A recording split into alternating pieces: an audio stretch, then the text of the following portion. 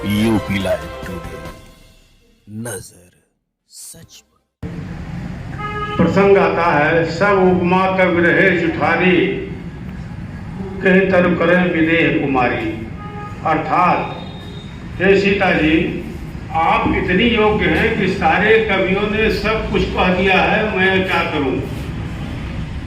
अशोक श्रीवास्तव जी ने जो कुछ भी कहना था सब अर्धमात्रा लाघवम पुत्रोत्सवम मन्नते भैया करला। आधी मात्रा अगर कम लिखना पड़े तो कवि और विद्वान को लगता है कि हमको एक पुत्र प्राप्त हुआ है। जैसे ठेठ भाषा में कहा जाता है, थोड़ा लिखना बहुत समझना। आज स्थिति यह है, अशोक श्रीवास्तव ने एक ऐसे युग का सूत्रपात किया है पिछले 3 वर्षों से, जो बस्ती के लिए आवश्यक ही नहीं अपरिहार्य था। मुझे बताया गया कि 3-4 विद्वानों का मंतव्य और वक्तव्य हम सबके सामने प्रस्तुत हुआ। उसमें संजय द्विवेदी जी हैं, आदरणीय प्रदीप पांडे हैं, आदरणीय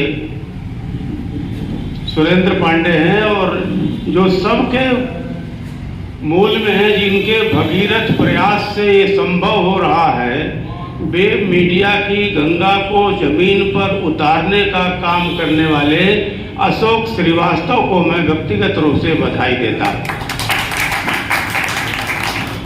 थी कि हमारे 4 बच्चे हैं, चारों पढ़ लिख नहीं रहे। अगर चारों पढ़ लिखा दे कोई, देश दुनिया का कोई भी विद्वान इनको पढ़ाई लिखाई राजकाज में निष्णात बना दे, तो मैं उसको मुहमांगा इनाम दूंगा। कई विद्वान आए और चले गए। वो सब इतने बदमाश थे कि हर लेक्चरर को, हर अध्यापक को, हर गुरु को इतना ज्यादा वो डिस्टर्ब कर देते थे कि वो भाग जाता था। एक दिन एक ऐसा व्यक्ति आया जिसने कहा, भाई देखो, मैं तुम लोगों को पढ़ाऊंगा नहीं, मैं गरीब आदमी हूं, राजा से हमको अपनी रोटी रोजी लेनी है, तुम लोग राजकुमार हो, अगर चाहोगे तो मैं कुछ देर तुम लोगों के साथ बिताऊंगा और फिर मेरा पगार बनता जाएगा, वो मिल जाएगा। बच्चों ने कहा, राजकुमारों ने, कि इससे अच्छा कोई हो नहीं सकता। 10-5 दिन, महीना बीत गए। एक दिन एक घटना घटती है, छत के ऊपर बैठे हुए गुरु और चारों भाई बैठ के भोजन कर रहे हैं। भोजन के बाद विश्राम कर रहे हैं। विश्राम के बाद लेटते हैं तो गुरुजी ने कहा कि कई महीने हो गया राजकोष का भोजन करते करते, कुछ ऋण उतारने का समय अब आ गया है, अर्थात इन सबों को पढ़ाना चाहिए। उन्होंने कहा, बेटा आकाश देख रहे हो ना? बोले, हाँ देख रहा हूं। बोला, एक तारा दिखाई दे रहा है। बच्चों ने कहा, हाँ गुरुजी, एक तारा दिखाई दे रहा है। तब तक दूसरे बच्चे ने कहा, गुरुजी 2 तारा दिखाई दे गया। तीसरे ने कहा कि 3 तारे दिखाई दे गए गुरुजी। और बस्ती के पत्रकारों में से कोई एक था जिसने कहा, ये साला पढ़ा रहा है, एक गणित हम लोगों को पढ़ा रहा है, इसलिए भगो इसको यहां से। छोड़ करके सब भाग गए।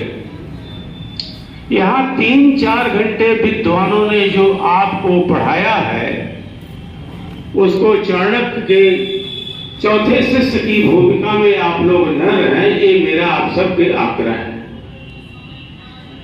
जीवन बहुत लंबा है, जीवन बहुत छोटा भी है।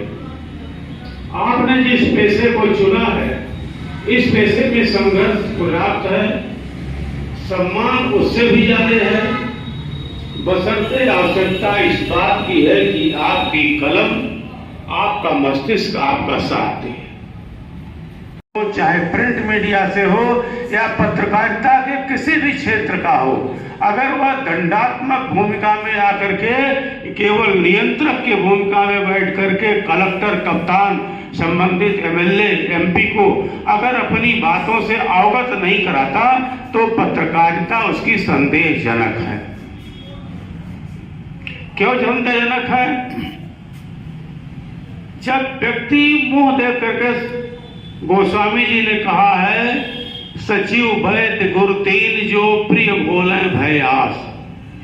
पत्रकार एक ऐसा व्यक्तित्व है जो किसी के संकोच से, किसी के प्रेम से, किसी के दबाव में, किसी लालच में अगर बोलता है तो इस देश के खतरे को टाला नहीं जा सकता।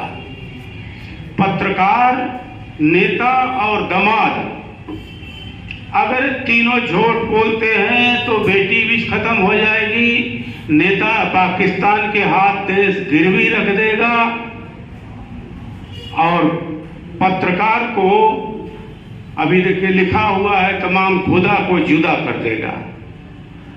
इसलिए सही अक्षरों का ज्ञान आप सारे लोगों को, चूंकि किशोर वय से बढ़ करके जवानी के चौराहे पर अधिकांश लोग हैं, इसलिए मेरी एक बात आप सब लोग ध्यान से सुन लीजिए।